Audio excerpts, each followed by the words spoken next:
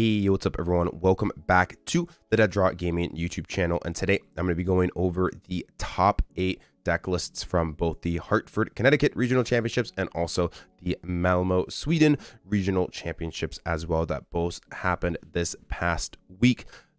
Lots of players showed up to these events, and the metagame has shifted once again heading into events like the Milwaukee Regional Championship. So today we're going to be going over some of the interesting lists that performed well, and then we're going to kind of go over the metagame just as a whole. So first off, we're going to start off with Rowan Stavenow's Fusion Mew list here. Let's open this up right here. Fusion Mew was able to take down Hartford Regional Championships. Fusion Mew is a deck that has been around for quite some time, but just hasn't seen the success that it used to in previous formats. This was a deck that dominated the standard format from about March of 2022 all the way to the World Championships in August of 2022 in London, but after that really seemed to fall out of favor. Decks like Palkia V Star and Lugia V Star really monitored this deck and pretty much pushed it entirely out of the format. We did see, though, the double turbo variant of this deck see lots of success, winning regional championships and also consistently performing well due to its disruption of package with things like Judge, Roxanne, and Path to the Peak. This was the variant that just didn't necessarily see a whole lot of play, and the reason is because a lot of people viewed it as inconsistent and also not having that disruption package, so when you fell behind games you weren't really able to come back. However, Rowan was able to figure out a way to make the deck work, and I definitely think it has pushed itself back into the metagame. You still have Roxanne plus a path for a little bit of that comeback potential, and as the metagame has kind of evolved, one prizers have begun to become more and more powerful, as a lot of powerful Pokemon's HP kind of starts to dwindle a little bit down, as I think they're trying to, handle a little bit of that power creep. We're seeing less big 3 prize Pokemon, and a format is starting to turn into a more lost box or lower HP oriented things that is really helping out things like the Meloetta and also the Deoxys as well, making them much more powerful attackers in the standard format. Your goal is to use the Alyssa Sparkle to power up Meloetta and Deoxys as your one prize attackers, and then use Mew VMAX's Cross Fusion Strike when you need to be able to copy any Fusion Strike attack available. The one prizes are great at disrupting the prize trade as well, because Mew VMAX is a 3 prizer that naturally doesn't trade exceptionally well into the standard format. Having both Meloetta and Deoxys is really good to kind of offset that prize trade. So we got Mew VMAX here at first place. Congratulations to them for having such a solid run with a deck that they've been playing for quite some time. Now, moving on here, we also have, let's go back here. Grant Shen was able to get second place with Lugia V Star, I believe. Yeah, same 60 as Reagan, also Frank and Jonathan Lubricio as well. I think I might have said that right. I apologize if I did not. Pretty standard cookie cutter Lugia V Star list. Not a whole lot to say here. No Stone Journer, going for that Yveltal and single strike package instead. They have something like that Penny as well. Very good versus Lost Zone variants, and also countering that random Mawile that you might see once in a while. We have 2 Mezagoza, 1 Collapse Stadium as well. Very solid, pretty standard. Shout out to Grant for being able to do well with Lugia V Star. Reagan Retzloff, exact same 60, not a whole lot to say. Reagan consistently performing well at the top of his game. No surprise to see them doing well. We have Luke Smith here, one of the double turbo variants of Mew, being able to get 4th place. The former Secaucus Regional Champion got pretty close to being able to take down their 2nd regional in the past year. So definitely showing themselves as a very strong player. Pretty standard Mew list here. Not a whole lot to say. They do play the Oricorio, though, potentially a nice counter versus decks like Gardevoir or just anything that's trying to ramp up to one-shot that Mew VMAX. Not necessarily a whole lot else to say about the list. 2 Featherball, 2 Nest is definitely really heavy on that ball search, but other than that, solid list. Judge Path Mew, still one of the most powerful decks in the format. Shout out to Luke for being able to do well. Also, it looks like Case did well with the list as well. Not sure if they worked on the list together or if that just was just coincidence.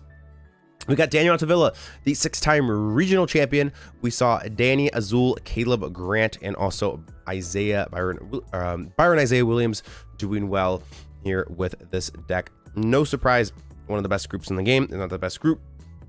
consistently performing really well with these Lost Zone variants, and this is going to be the Kyogre Pokestop one. So interesting enough, they don't play Pokegear, which is something that I'm not necessarily a huge fan of. However, still Lost Box proving itself to be really good. Kyogre, I think, is the best way to play it as of right now, as it gives you the best shot versus those Arceus variants and just path decks in general. Being able to Kyogre allows you to catch back up versus those decks, which is really good.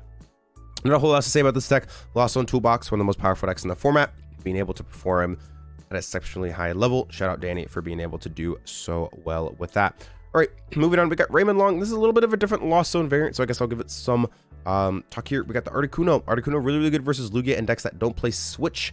That's a big reason as to why the Articuno is in there. It buys you a little bit of time, which oftentimes you need an extra turn or so to be able to establish your board state, to be able to use that Kyogre's Aqua Storm to be able to win games. We got Snorlax with that Thumping Snore, really good versus Lugia decks. Also just being able to one-shot good versus decks like Mew as well, as they can't necessarily Psychic Leap it very easily. Interesting, they do play the one of Roxanne. Guess that could be pretty good in the mirror match. Also just good late game, being able to draw cards that you need. Sometimes you don't want a Clara. Also sometimes you don't want a Culver, so just being able to draw a few extra cards I think is really good in general. Overall, got one Pokestop, one Beach Court, as well as looks like they do play Gear. So in the last list we saw, Danny did not play Gear. I personally prefer Gear, so I would kind of like this list a little bit more. And I think this is a really good starting point for anyone that is looking to play the Kyogre variant if you want some more consistent build with something like the Pokegear. Even the Articuno could just be cut for third Pokegear. Definitely some things you could potentially do. But overall, really like this deck, and shout outs to Raymond for doing so well with it. All right, we have here Ryan Harris with the Arceus, Duraludon, Umbreon list here. That's I believe Corey took to top 8s.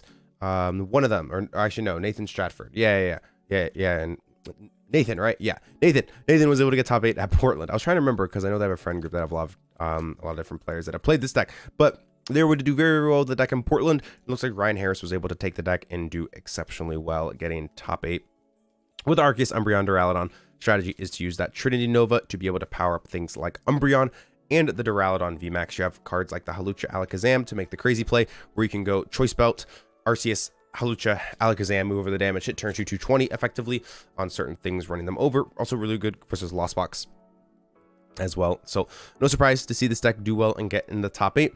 And then we have Shashi, I think. I apologize if I said this wrong. Getting top 8 with Mew VMAX here. Pretty standard list, not a whole lot necessarily to say about it. 3-4 Seal Stone, love that extra consistency. Think that's really good. One Lost City is, I guess, one of the interesting things there. So definitely important to take note. Shashi, congratulations on their top 8 finish.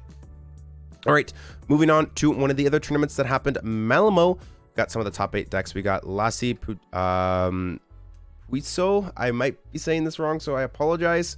But it looks like they did end up playing Mew with the Meloetta here. A little bit different of a list, as there's more path compared to Rowan's. And we also see, looks like the Lost City as well, as opposed to something like that Crystal Cave. So both cards are actually good versus Lost Box. Lost City helps out versus Lost Box in some ways, but Crystal Cave also helps out specifically against things like Radiant Greninja and also Sableye. So that's kind of interesting to see there for sure. Heavy vacuum count as well, since it looks like they're focusing a little bit more on the paths as well with Judge, kind of combining both Path Mew and also the Lesser Sparkle Mew list as well. So pretty cool to see there. We got Consta, a Mew list. It looks like it wasn't showing up. Brennan Cameron played Lost Box here. Pretty standard, just turbo Lost Box list. 3-4 Seal Stone, interesting, adding extra consistency, but also going to be able to hit that turn 1 Lost Vacuum a little bit more consistently for that 7. So I kind of like that. I think that's pretty cool. And shout out Brennan for being able to get top 4. Consistent player. Getting in. It looks like they must have lost to one of the Mews. It's kind of surprising, but anyways, we got Ptour here. One other Lost Box variant. Looks like it's the Zamazenta one. Now this is the one I really like. This is my favorite version, the Zamazenta Kyogre one. I think this is really strong, and I definitely think that this is my favorite version of all the Lost Box decks. Zam is really good. Curious to see exactly what they lost to. They must have lost to one of these Mew lists, which is kind of interesting to see both those Lost Box decks fall to the Mew deck. Another Lost Box list here. We got Radiant Charizard, Radiant Charizard list a little bit different than the other ones.